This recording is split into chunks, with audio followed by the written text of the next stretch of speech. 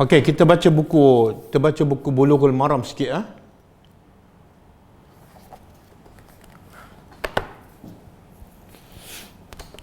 Kita sampai hadis yang ke 131, 268.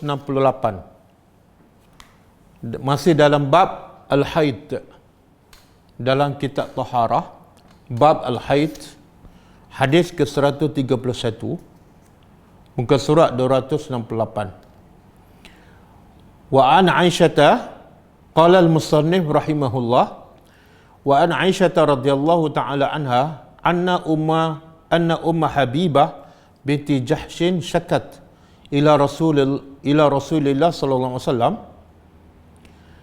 faqala umkusi qadra ma kanat tahbisuki haidatuki thumma igtasili fakanat tagtasilu likulli salatin. Hadis sahih riwayat Muslim. Maksudnya daripada Aisyah radhiyallahu anha bahawa sesungguhnya Ummu Habibah ni bukan isteri Nabi. Ada isteri Nabi nama dia Ummu Habibah, tapi binti Abi Sufyan. Yang meriwayatkan hadis ni bukan binti Abi Sufyan, dia binti Jahsh. Dia ni adik ipar kepada isteri Nabi. Ada seorang isteri Nabi nama dia Zainab binti Jahshin. Jadi yang meriwayatkan hadis ni adalah adik kepadanya, iaitu Ummu Habibah binti Jahshin. Okey, satu hari Ummu Habibah mengadu kepada Rasulullah SAW tentang darah yang banyak keluar secara berterusan. Maka sabda Nabi SAW, tinggallah solat. Masa darah keluar berterusan tu, tinggallah solat selama mana kamu dihalang oleh haidmu. Maka Nabi tahulah itu darah haid. Jadi bila darah haid, Nabi kata tinggal solat, jangan solat. Kemudian dah habis kering, dah berhenti, mandilah. Ini semua kita tahu kan. Adalah beliau sebelum itu mandi setiap kali hendak solat. Sebelum dia tanya Nabi, dia ingat masa haid boleh solat. Jadi bila berhenti je dia mandi, dia solat. Dia berhenti je, dia mandi, dia solat. Tapi setelah dia tanya Nabi, maka apa yang dia buat sebelum tu salah. Yang betul ialah selagi mana darah haid tu keluar, tak perlu mandi wajib dan tak perlu solat pun. Okey, fikul hadis. Hadis ini masih lagi menjelaskan tentang hukum berkaitan dengan haid dan istihadah. Melalui hadis ini Nabi Muhammad SAW memerintahkan Ummu Habibah radhiyallahu anha yang mengadu kepadanya tentang darahnya yang keluar secara berterusan tanpa henti. Agar ini arahan Nabi, agar dia meninggalkan solat mengikut tempoh kebiasaan haidnya. Jadi kalau biasa tempoh haid dia ialah 5 hari, sampai lepas 5 hari mandi dan solat. Kalau 6 hari, lepas 6 hari mandi dan solat. Ini berbeza dengan arahan Nabi SAW kepada saudaranya dalam hadis yang lepas. Hadis 130 yang meriwayatkan hadisnya ialah Hamnah binti Jahshin, adik-beradik juga kepada Ummu Habibah. Tapi itu kes lain, itu darah istihadah. Dan Hamnah tak tahu kebiasaannya berapa hari. Maka Nabi bagi anggaran. Nabi bagi anggaran apa dah? Kebiasaannya 6 hari, maka kamu solat 24 hari. Ataupun kalau kebiasaan 7 hari, kamu solat dalam tempoh 23 hari dalam setiap bulan. Jadi yang Hamnah binti Jahshin, isu dia darah istihadah. Tapi dalam riwayat hadis hari ini daripada Ummu Habibah, isu dia ialah pasal darah haid. Justru Nabi SAW menetapkan bagi Hamnah kebiasaan haidnya, tempoh haid yang biasa berlaku kepada kaum wanita, iaitu 6 ataupun 7 hari. Setelah tempoh biasa haid tamat, maka baginda SAW memerintahkan Ummu Habibah radhiyallahu anha mandi wajib setelah suci daripada darah haidnya. Manakala perbuatan Ummu Habibah binti Jahshin mandi setiap kali hendak melakukan salat merupakan ijtihad dia sendiri sebelum mengadu kepada Nabi. Jadi Ummu Habibah ni sebelum dia tanya Nabi, bila datang darah haid, dia ingat boleh solat. Jadi dia mandi, dia solat. Dia mandi, dia solat. Lepas dia tanya Nabi, barulah dia dapat maklumat yang benar. Jadi kata Imam Nawawi, tidak diwajibkan ke atas perempuan mustahadah mandi untuk setiap solat Sebagaimana tidak diwajibkan mandi pada waktu lain disebabkan istihadahnya. Diwajibkan mandi hanya selepas peralihan darah sahaja. Daripada darah haid dah habis, tiba-tiba dah datang darah istihadah, masa tu kena mandi dan kena solat. Berkenaan dengan hadis yang mewajibkan mandi ke atas wanita mustahadah setiap kali menunaikan salat. Ada hadis menceritakan wanita yang ada darah istihadah penyakit kena mandi. Ulama mengatakan semua hadis itu adalah dhaif. Jadi tak boleh jadikan hujah. Jadi pendapat yang paling kuat, orang yang datang darah istihadah tak perlu mandi. Yang wajib hanyalah bersih dan berwuduk. Okey, kita baca pengajaran dia. Pengajaran hadis. Pertama, haram melakukan ibadat bagi wanita yang mengalami haid. Semua kita tahu kan, bila datang haid, haram solat.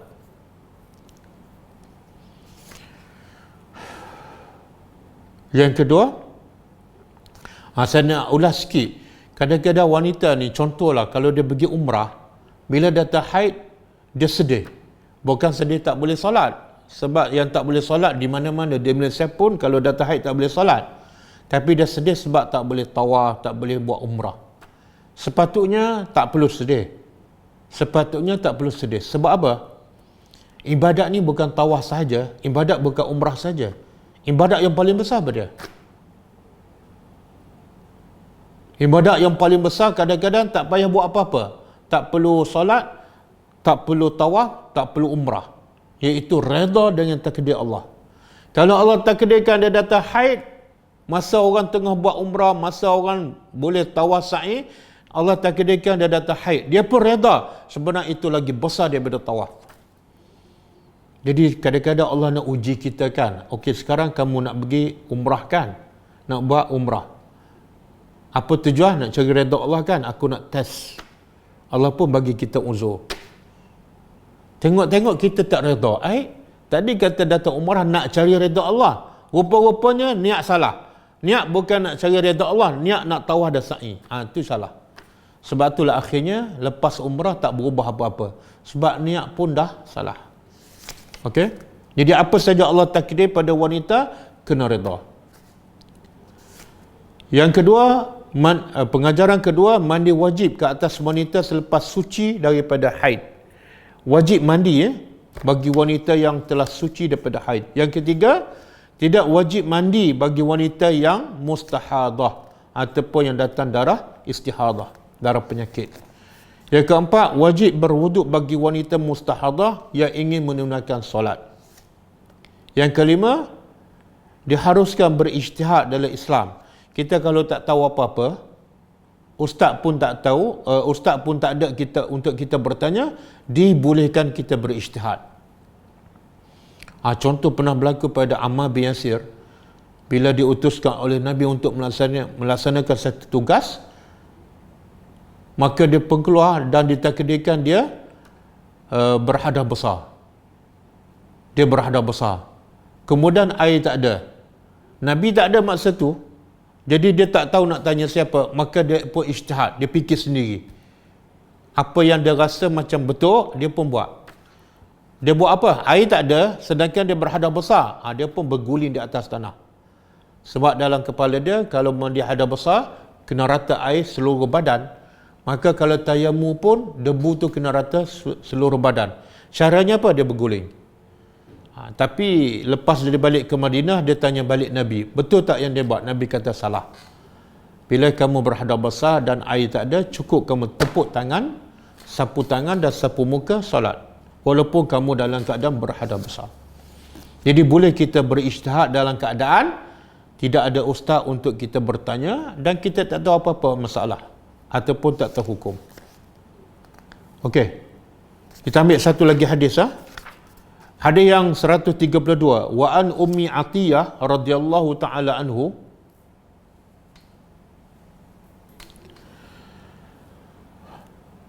qalat kunna la na'udu al-qudrata was-sufrata ba'da tuhri syai'a. Hadis sahih riwayat Bukhari. Kata Ummu Atiyah radhiyallahu anha, katanya adalah kami tidak mengira sedikit pun darah yang berwarna merah kehitaman dan merah kekuningan setelah bersuci sebagai darah haid. Dengar, ini kaedah yang penting ni. Kadang-kadang wanita keliru.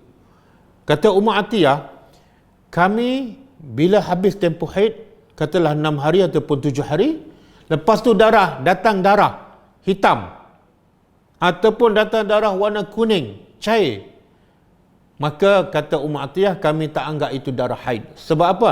Tempoh kebiasaan haid dah tamat. Ini senang. Bila kalau kita biasa 7 hari je, tiba-tiba kali itu lepas 7 hari datang darah yang pekat, yang hitam, maka itu tak dikira darah haid. Ikut ke hari kebiasaan. Itu kaedah umum. Kita baca pengajaran hadis. Nak baca huraian je panjang sangat. Kita baca pengajaran hadis. Pertama, darah yang berwarna merah, darah yang berwarna merah kehitaman ataupun merah kekuningan.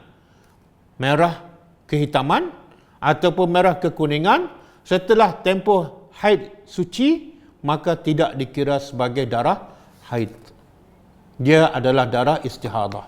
Yang kedua, sekiranya darah yang berwarna merah kehitaman ataupun merah kekuningan dalam tempoh haid yang biasa ataupun tempoh maksimum menurut perbezaan pandangan ulama, maka dia dikira sebagai darah haid. Katalah dalam tempoh 6 hari darah haid kita biasa datang, tiba-tiba darah tu tak macam darah haid, maka ia tetap dikira darah haid sebab tempoh tu tempoh datang darah haid. Yang ketiga, hadis yang menyebut tentang sesuatu peristiwa yang berlaku pada zaman Rasulullah, dia anggap hadis marfu' walaupun diriwayatkan selepas kewafatan Nabi sallallahu alaihi wasallam. Maksud dia, hadis ni kata Ummu Atiyah, bukan kata Nabi. Dia kata dulu tu masa Nabi.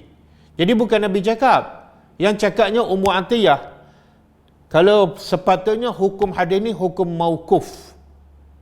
Kalau sahabat yang bercerita dah tak sampai pada Nabi, dia panggil mauquf. Terhenti di setakat sahabat. Tapi kalau Nabi yang cakap ataupun perbuatan Nabi, dia panggil marfu', dia angkat sampai ke Nabi. Tapi hadis ni bukan Nabi cakap, bukan perbuatan Nabi. Adakah dikira mauquf ataupun marfu'? Dikira marfu'. Sebab apa? Sebab Ummu Atiyah bercerita tentang apa yang berlaku di zaman Nabi dan Nabi tak tegur pun, Nabi mengiyakan. Maka hadis ni tarafnya adalah marfu', iaitu seumpama dia angkat kepada Nabi sallallahu alaihi wasallam. Okey, cukup setakat tu. Ada soalan tak? Cara tayammum yang betul bagaimana? Senang je. Cara tayammum yang betul sebagaimana disebut dalam hadis muttafaqun alaih yang saya sebut tadi, kisah Ammar bin Yasir. Tepuk tangan, tepuk atas apa-apa je, tanah ke, bukit ke, batu ke, sama ada debu ke tak ada. Pendapat paling kuat, apa-apa saja permukaan, sama ada debu ataupun tidak ada, tepuk. Kemudian buat macam ni pun tak apa, kalau ada debu buat macam ni, kalau tak ada tak payah buat. Kemudian ada pendapat sapu tangan.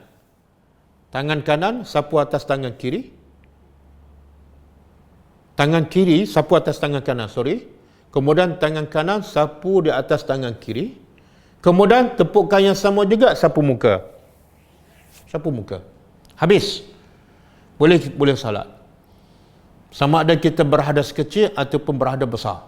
Ada riwayat mengatakan tepuk sekali je dan sapu pun sampai pergelangan tangan, bukan sampai siku. Yang sapu sampai siku tu hadis Abdullah bin Umar, itu adalah hadis yang dhaif. Yang sapu sampai pergelangan tangan hadis yang paling kuat, hadis muttafaqun alaih. Jadi riwayat kedua, tepuk, sapu muka dulu.